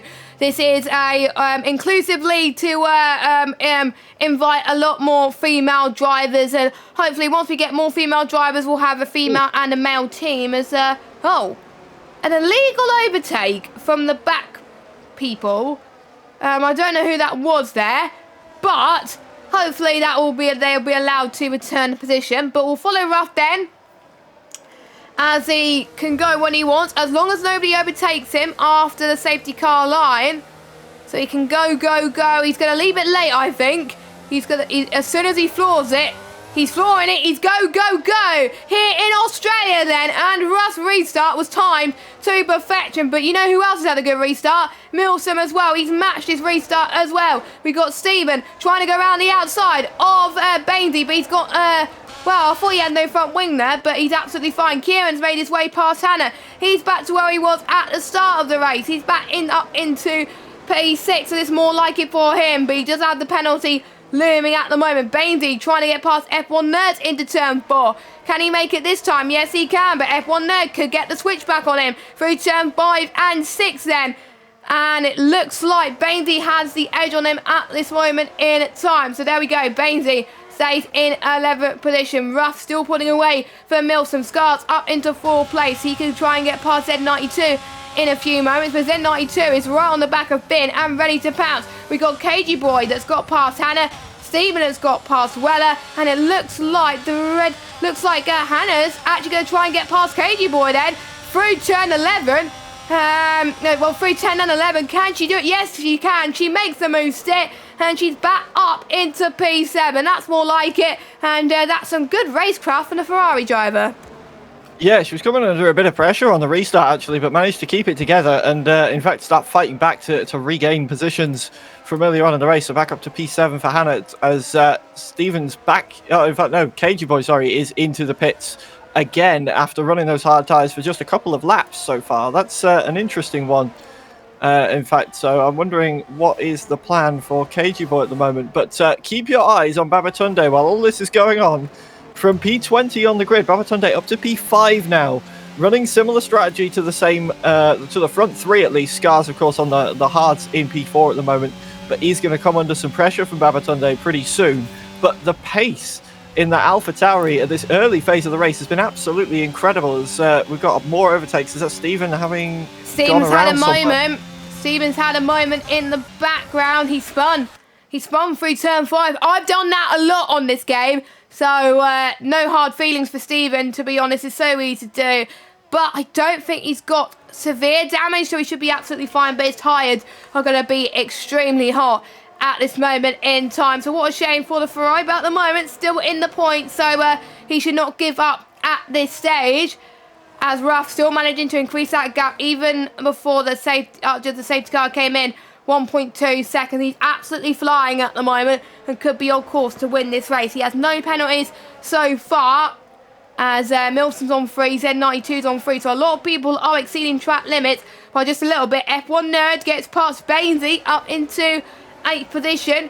So we've got a PlayStation 1, 2, 3 at the moment in terms of the platform wars. We've got a PC in 4th. Yellow flag. What's that yellow flag? That's Ella. That's Ella that spun it in the penultimate corner. But no damage from her, so she's going to carry on then. And for another run as Formula 1 has spun in turn 2. Another spinner there, 2 spinners in the space of a couple of corners there. There's a bit of a shame there, but still everyone is still going on lap 9 of 29. So anything can happen, of course. Don't forget to follow the league on Twitter at FHK League. For more information. If you haven't followed us already on Twitch, make sure you follow us by clicking the follow button, the love heart as well. The alerts don't come up on our screens because I don't have it set up for commentary. So if you do follow, we may do the shout out of all the follows at the end of the stream. So if you haven't already, make sure you give us a follow. It'll be great to get the follows up on FHK League as well. As Raf is about to start lap 10 of 29, and don't forget he hasn't pitted yet. He's committed to the one-stop strategy, medium to hard. So is Milsom and Z92. Scars as well is looking to do hard to medium, it looks like as well. And I found on this game the hard to be a very good tyre. Oh, yeah, a good tyre, but not quick if you are... well, yes, quick. Sorry, if you are MX fan at the moment. As yes. I was about to say, he's going to be looking to make a move down the main straight on Weller, but Weller's seeming lack of pace coming through that corner, I think, just caught MX fan off guard, and he just gave him a little bump draft, and it almost spun the horse around through the final corner, which ended up meaning the move didn't happen. I think he might have just gotten away with no damage there. There's nothing visible on that front wing, so very lucky indeed. As that was very wide coming through turn 5 as well there. Absolutely pushing at the moment on that hard compound tyre. But as we have one Aston Martin leaving, as you may have seen in the chat, we have got an explanation from our second Aston Martin as to what was going on. Front and rear wing damage. Hang on a minute. We'll talk about that in just a second. We got a battle for P2. Sorry to cut you off. Z92 down the inside of Milsom for P2, and that was very, very calculated from the Williams driver up into second place. And Scars is all over the back as well. Babatunde is also in this fight. This is going to be a DRS train and a half, and I've been in DRS trains around this track before, and it is very difficult to get out of, and we're going to be seeing then as they all make their way towards turn number 1 then, and we'll see if Z92 can hold their nerve, and that is all helping Ruff extend his lead by a lot. Right now, can Milson get back on Z92? They make a little bit of contact through turn 3, heading towards turn number 4 then, where you can't go wide there, and Milson made a very brave move, and he's now up into second place. Z92 almost rejoined the track unsafely, and that's allowed Scars to try and get back at him in this next straight then, and now we got Babatunde want to join the fight. It's incredible racing from all 3 drivers then, and Milsom is running away with it because those 3 have been absolutely squabbling right now, heading through turn 9 as they head towards turn 9 and 10 at the moment. And you gotta be careful you do not ride the curb too much. DRS enable then for Babatunde, but can Z92 get past Milsom? No, not quite. Scars could not get past Z92. Babatunde cannot get past Scars. That's the danger of the DRS train. Sorry about that. We had to cover this battle because that was absolutely immense. And I wonder if they're going to get a go again this lap. Yeah, I don't think it's over either. I think Z92 will be breathing his sigh of relief, actually, because in all the defensive driving he was having to do around Milsom, I think it just overheated the tyres in the first few corners, and that was what caused the mistake going through turn 5, that then allowed Scars and Babatunde to have a sniff of this fight as well. But you can see, with the power of DRS now, able to get right back onto the back of Milsom, recomposed, ready to try and retake that position. And here we go down towards... They did touch, but they think it's just about okay. We saw the wiggle, but they're still... But side by side in the background, Scars and Babatunde round the outside of turn 4. Goes Babatunde, gives him the inside line, but he's going to back out for now. It's very tricky to try and hold too wide through there. But Babatunde is absolutely showing intent right now. I've seen plenty of DRS trains across different leagues on this game where, for the most part, at least until after the pit stops, the drivers will sit back and manage their resources. That is not what we're seeing here at all. These drivers are hungry to get track position before the pit stops, and they will stop at nothing to get by. Yeah, and that is very exciting as well. And the benefit, I was in a DRS train yesterday in Bahrain, and the benefit that I was able to save a lot of VRS just being stuck behind a car because you weren't able to push too much. But here comes Z92. He's got him, but Milsom was able to capitalise on Z92's mistake. Z92 did not make that move stick, unfortunately, and Milsom's back into P2. But don't forget, due to time penalties, Scars is in a net P2 right now. But Milsom and Z92 are in. Scars stays out, obviously, because he's on the hard compounder tyres. Will Ruff follow suit in the next couple of laps as well? Will Hannah follow suit? No, she doesn't. Hannah stays out. So she's going to do, I think, a few more laps and then come on to a set of the hard tyres. Nerd will probably come in soon for maybe a set of softs later on as well.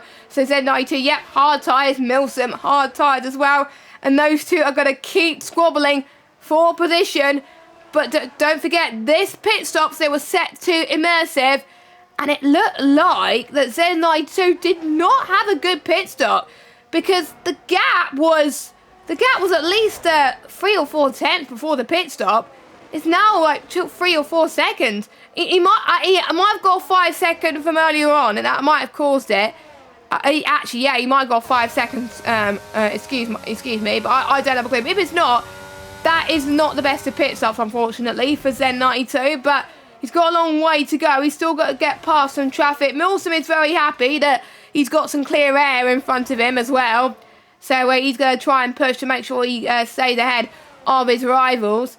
What will Ruff be thinking? Will Ruff be coming in? No, Ruff is going to be going for the overcut then for the rest of the drivers. Formula Hun pitted a few laps ago. She's on a set of the hard tyres, which will get to the end of the race. So she's on for a one-stop strategy. As Kieran gets ahead of Babatunde because he's going on to a set of the hard as well. Hannah's also in for a set of the hard compounder tyres. So it just leaves Weller and Ruff, the only drivers to have not pitted since the start of the race.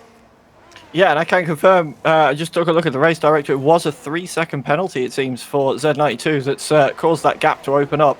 It was picked up on lap 4 for a third visit outside of the track limits. So pushing very hard in the early phase, a little bit too hard. That has proven very, very costly indeed at the pit stops. And a little bit of work to be done now as Babatunde he himself has a little bit of a gap now to a Milsom up front, 2.5 seconds back. So the undercut working nicely at the moment for Milsom, putting him in a nice bit of clean air.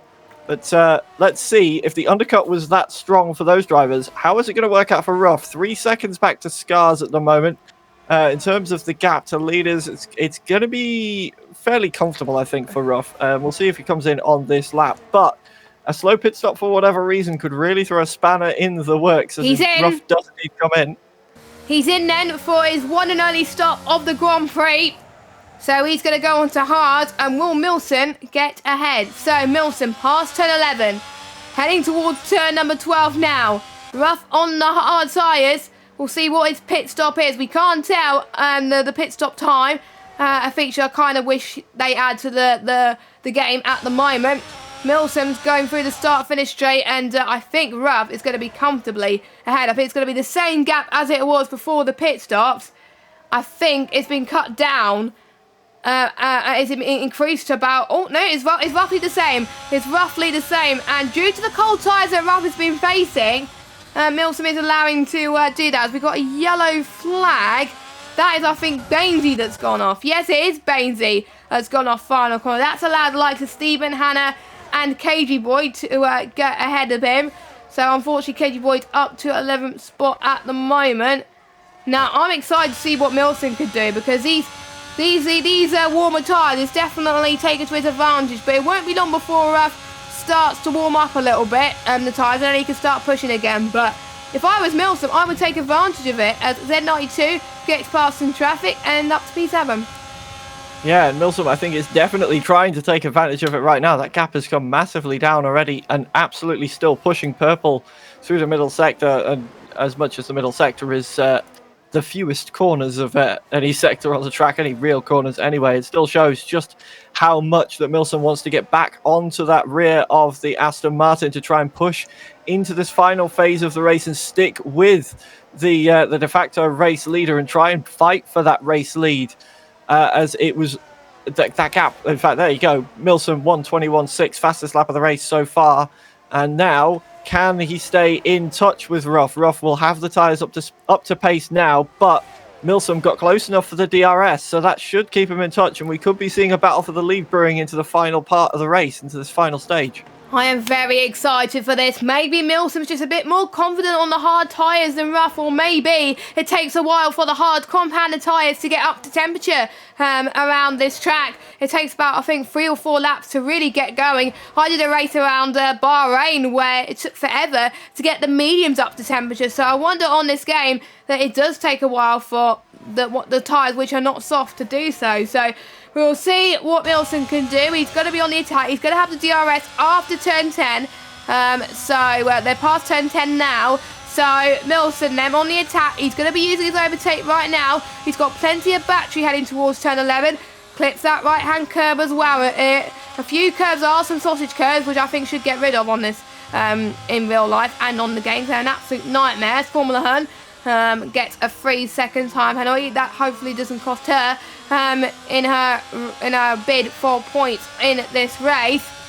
But Milsom a little bit too further back to get past Ruff. Don't forget, Ruff is your net race leader due to the fact that he has no penalties, and even if Milsom gets by, Milsom's got to be 3 seconds up the road to Ruff to win this race. Babatunde, if he catches up, he could be on for net P2 as well. Anyone who hasn't got time penalties is in a good shout of winning this race. We're on the final third of this race now, coming up soon, as KG Boy is in, and I think that's what the yellow flag it was for. Yes, it was.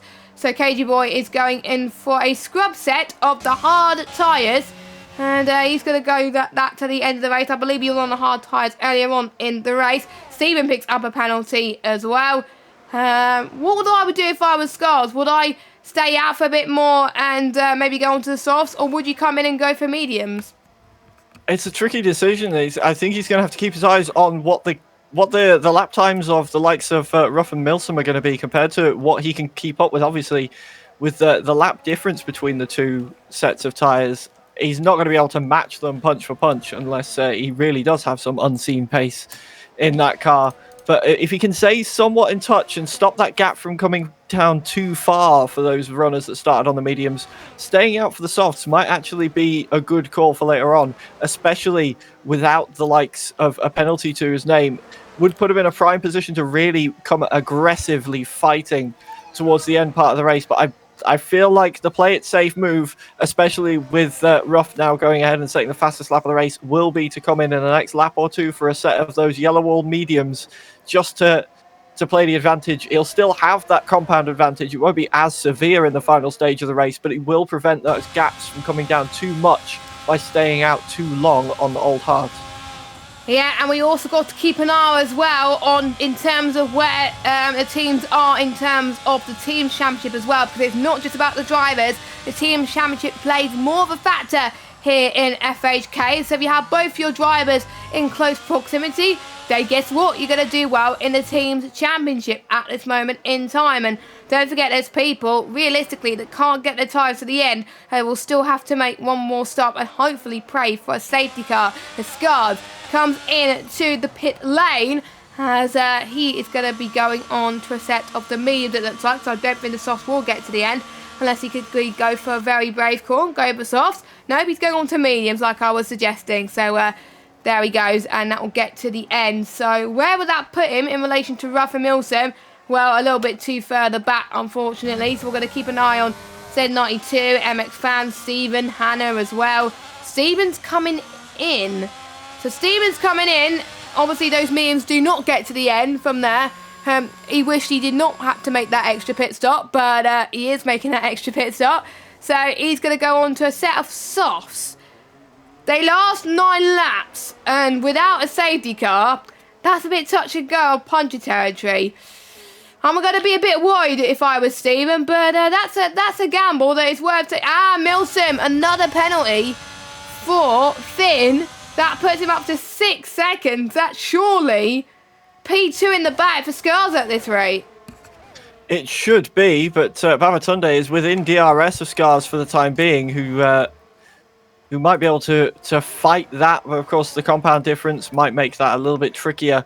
But it's worth noting as well, speaking of penalties, Ruff has not been super tidy. I saw him on this lap. He made his way past F1 Nerd, and it looked like he might have gotten an extension warning. I'll have a look at the race director. He was very, very wide coming through turn 1 after making that move, and it looked like it might have given him a warning. I'm just checking on the race director. In fact, no, saying that he got away with it, but it was very, very touch and go for Ruff, almost being on the grass on the inside of turn 2, but getting away with it without a warning, without any real drama. So still looking pretty comfortable there, but a penalty would throw some spanners in the works for his race come towards the end, though I think he'd need quite a few for it to really affect whether he's going to win or not, with Scars being as far back as he is. But Scars on the medium compound of tyre at the moment, just coming up on the ghost of Caesar. Purple through the first sector as well, just to show the pace that he's throwing out there on those medium tyres at the moment. I don't think it's going to be long before we see Scars on the back of F1 Nerd and Milsom and starting to take the fight towards the leaders. Yep, it will. It won't be that long at all then. Hello everybody, if you just joined us for the FHK League. We've got 10 laps to go of this Australian Grand Prix, and it's been absolutely amazing to watch so far. Thank you so much for joining us, and we literally don't know who's going to win this race as Z92 gets past Babatunde up into P6, into turn 11 then. But will Babatunde choose to fight back? I wouldn't think he would fight back, because obviously Z92 does have a penalty and Babatunde does not, but he may be on 2 warnings for all we know, and he may be on the limit of that, but that's why he's probably pushing now. So he's got ERS to use, he's got the DRS to use as well. He's not going to use ERS, he's got a lapped car as well, which could distract him a little bit, but luckily for lapped cars, ghosting is on. Yellow flag, that is a McLaren, that is Ella, I think, who's a lap... No, it's not Ella, it is Ella. It was Ella, yeah. Yeah, she is a lap down. Yeah. It's all slightly come undone for Ella in the second McLaren as that was going on. The other McLaren was getting overtaken by Scars. I said it wouldn't be long before he's on the back of those two, and he already is now looking at going side by side with Milsom through turn 10 towards turn 11. He's through on the inside. Those mediums are absolutely flying at the moment, but Milsom not quite done. Look to try and go back around the outside, but the compound difference is so strong between those two, and Scars is absolutely rapid at the moment. He is. He's loving life at the moment, as everyone seems to be making mistakes behind, and Scars just seems to be loving life at the moment. Could we see our first winner in the FHK League that is not on PlayStation? Well, Scars could change all of that. At the moment, we've got a PC driver in P3 at the moment. We've got our highest Xbox driver in P8. And obviously we've got our highest PlayStation driver in P1 on the road. But will that get to the end of this race?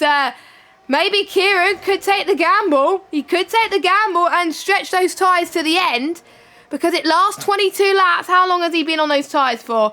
17 laps. gonna be a bit of a push if you ask me, and we know Ruff is quick on those hard tyres.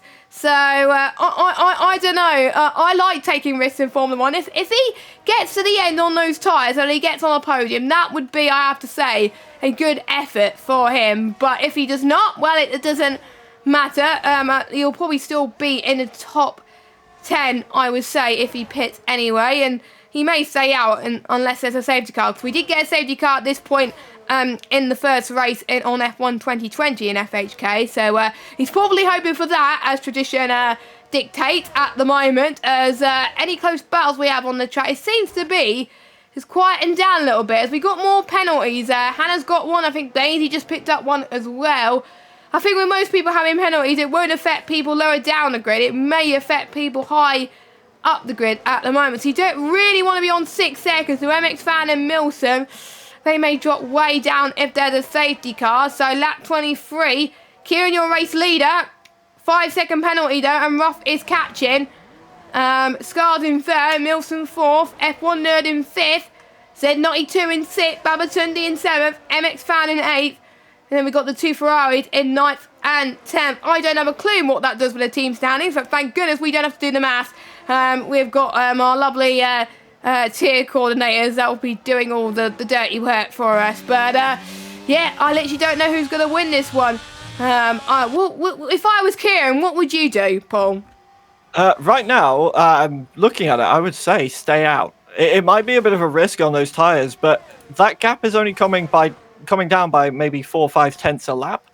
So towards the end, he on that basis alone, he would still be in front of Ruff on the road. With the penalty, it might be a bit tight. But if he knows that Scars is closing in, that means that Scars and Ruff are going to start squabbling in the next few laps. That will slow Ruff's approach down on Kia as well, and stop that gap from falling as quick as it is. So Kia could potentially still win this by staying out on those tyres. All he needs to do is make sure they don't pop before the end of the race, and he could still win this. 2.6 seconds is the gap once the penalty's getting applied. I believe it's a 5-second penalty. That, it is 5-second penalty. With. So yeah, 2.7 seconds the gap. Scars 1.2 off the back of Ruff now, so that squabble's coming in the next lap or two. That could slow Ruff down. So Kia is still in with a shout here with just 5 laps to go. He's just got to bring it home. Yep, he's got to. We almost saw Z92 lose it in turn 2 there. That was very close from the Williams driver there. I did not want another front wing damage car for him. He seems to be very loose on the back end, is Z92 as well. So I wonder if his tyre is starting to wear off a little bit. F1 Nerds, the other driver, has been on those tyres for 19 lap. Scars is going to be on the back of Ruff very soon on those mediums. He's pushing.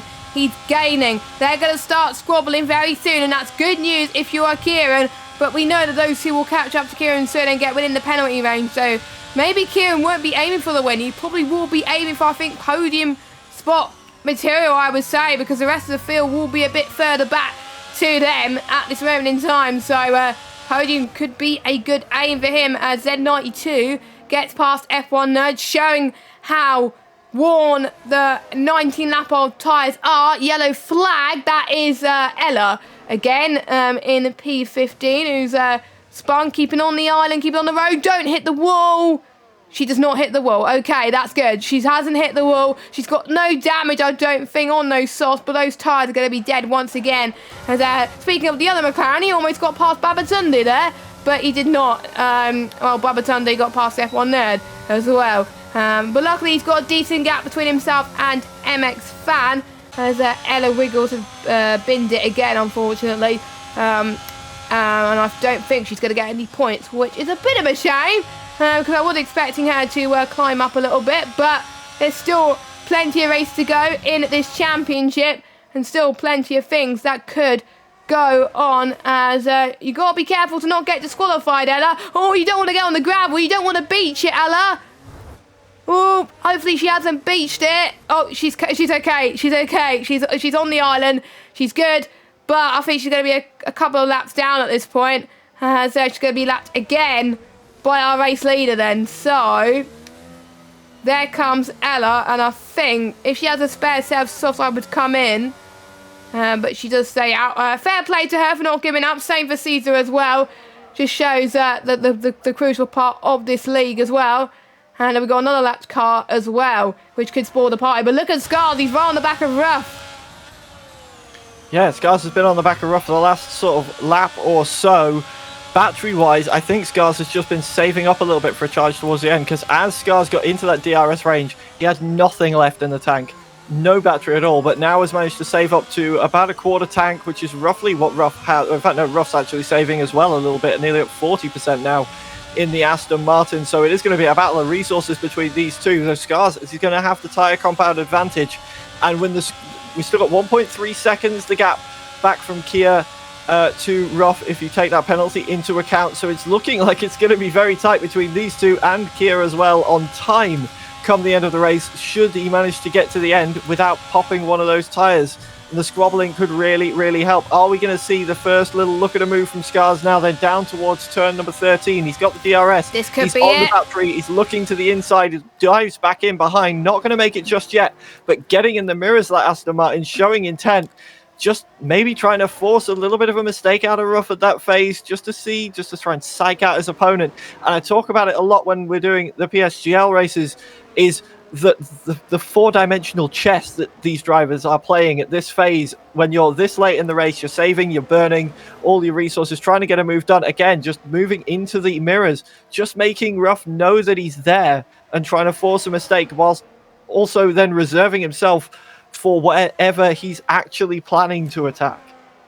Not long to go until the end of this race. We've got 3 cars that could be win this race come the end of it, and it looks like it will come down between Ruff and Scars, because Kieran's tyres are starting to be on the bubble of punchy territory. You could tell the gap's coming down thick and fast, but you never know, these two could make a mistake and that could go back in Kieran's favour. But we know that Scars' tyres are on the better condition compared to everybody else, and I don't think there's going to be any safety cars to win the party. But here comes Scars then on the attack, heading towards turn 9 and 10 then.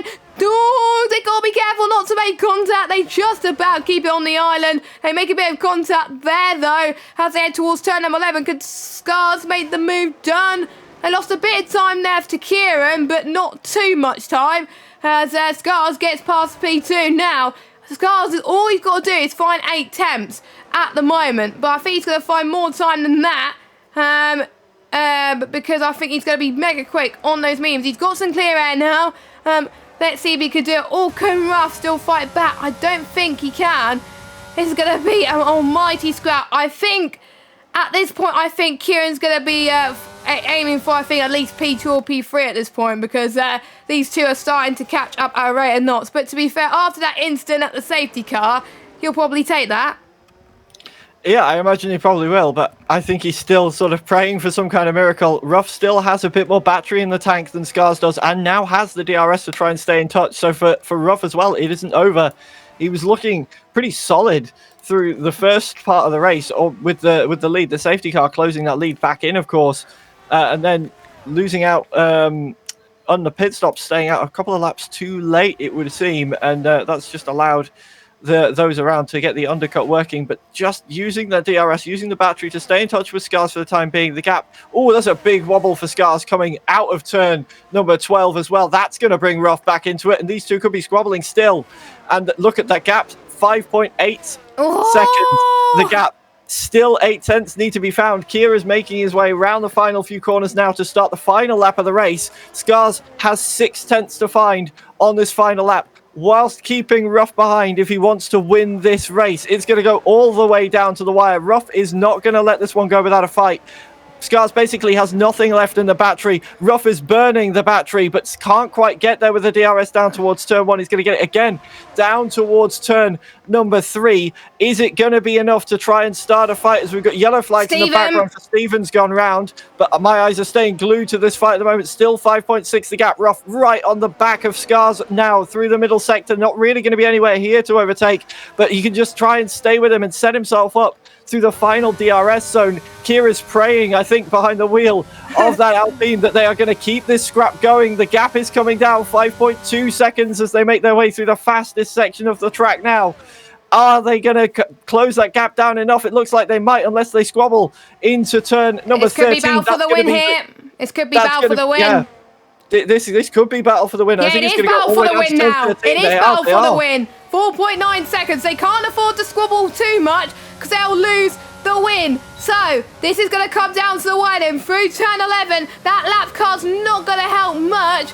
But this will be so close. Scar's got to use the battery. Oh, Kieran's made a mistake. He's made a mistake coming out the final corner. This could lose him out on the win. So he wins on track.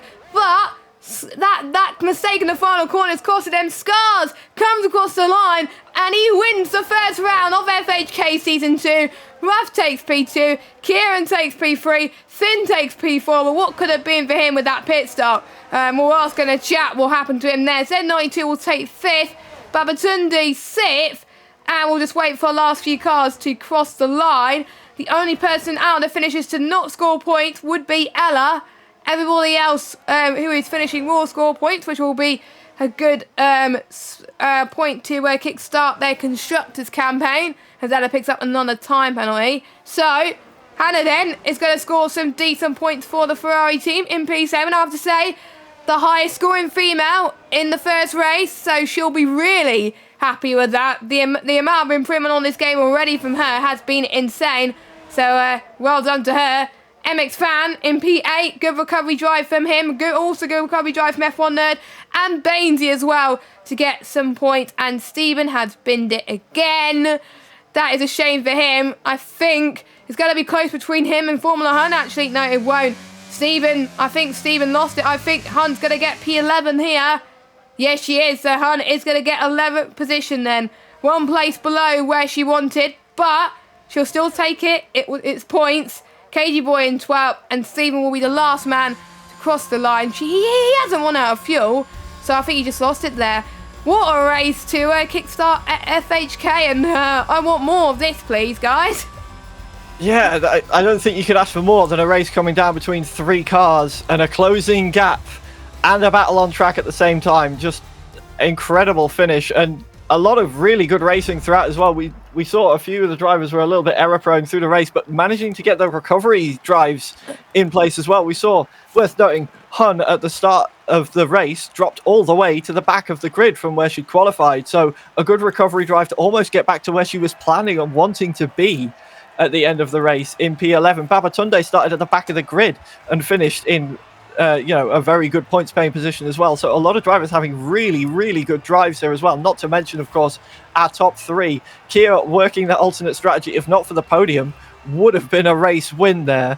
But just a little bit unlucky on the podium. And as Luke said in the chat, really cruel through the final corner to just that little bit of a mistake that the couple of tenths that cost him. 5 tenths that costed him. 5 tenths that costed Kieran, but he was, to be honest, he made that mistake coming out of the pits on cold tyres. I didn't think he'll make it. I thought he would have had to do another stop, but he's proved us wrong. And I would like to know his tyres at the end in the chat. Maybe he could tell me on one of his streams, maybe, as to what his tyres were at the end. Maybe the Hun's viewers already know, or Kieran's viewers already know, but I don't know. But anyway, let's run through your order then. Scars takes the first win for Alpha Romeo, and his teammate in Weller finishes P14. But we got Ruff in P2, Kieran P3, Milson P4, Z92 P5, Babatunde P6, Hannah P7, and MX Fan P8, F1 Nerd P9, Bainesy P10, Formula Hun in 11th, KG Boy 12th, Stephen gets the fastest lap point as well in 13th, Weller 14th, and Caesar your final point. Ella your final finisher, but does not score a point unfortunately. But your retirements, only 2 in Australia, which I have to say fair play, is Jish and Alex there. So that has been a race to remember. And congratulations to Scars, our first ever race winner on FHK that's come from the PC side. That's 1-0 to you, Paul. Yeah, 1-0 to me so far. Of course, those that don't know, I'm commentating from the PC and Jess is commentating from the PlayStation. So come on, PlayStation, guys. Keep a little score going on through the season to see who wins between the 2 commentators over PlayStation or PC. And if we get an Xbox winner, we'll say Chak gets a point. How about that? Yeah, that's a good idea. That's a really good idea as well. I like that competition. Before we go, we may as well pick a drive of the day each. I know they won't do a poll, but I always like to pick drive of the day. I'll let you go first. Who has been your standout performance today? Honestly, I don't think I could give it to anybody other than Babatunde coming from the back of the grid up to P6. And if there was just a couple laps more, I imagine we could have seen Babatunde fighting for the podium as well. The pace on that final phase of the race, playing the strategies the opposite way around and coming in stupidly fast on those medium tyres in the final stint and just blasting past people left and right at the start of the race on the hards as well. It was a really incredible drive to finish that high up in the points from right at the back. I'll have to give it to Scars then for winning the race. Scars did not start in P1 or 2. He had good qualifying Q1 and Q2, bowled it in Q3. He was near like 10th place or whatever, and then came all the way to P1. So a brilliant performance for him, and he made those mediums last and put the pressure on both Ruff and Kieran then on the final lap. So I have to give it to him. So those were our 2 drivers of the days. And a big well done to everyone who took part today. We had 18 drivers compete, only 2 retirements. So I have to say, it's a successful race for FHK. And I can't remember, what is the next race? It is Monza, there we go. In 7 days' time, we head to the Monza circuit in Italy as well, the home of the Tifosi. The Ferrari-powered cars will definitely want to do well there as well. And Paul, any final thoughts before we wrap up? Well, I think that race has just shown really across for everybody what sort of racing we can expect this season. It's going to be fast. It's going to be just constant racing on track, battles up and down the field. It's going to be a very exciting season. And the Temple of Speed for the second track, I mean, it's going to be a brilliant race. Yes, make sure you join us same time again next week at 4 p.m. UK time. If you do want to give us a follow, make sure you follow us on twitch.tv/FHK League, and you can also follow us on Twitter at FHK League as well. You can also follow our socials as well if you want to follow us as commentators. My Twitter handle is at JessGave95, and Paul, what's your Twitter handle? If I say it out loud, nobody's going to get it. It's at Zytrix on all socials, and I will type it in the chat because I know some people really struggle with my name. Yeah, there you go. So do I as well, to be fair, to spell it when I tried to put it on some of the camera screens for PSGL. But there we go. So we will leave you to it. If Just Turn is still streaming, I'm going to be raiding her. If not, we'll find someone to raid and share the love. Thank you guys so much for watching the first race. We will see you in 7 days' time for the Italian Grand Prix in Monza. Have a good evening, everybody, and goodbye.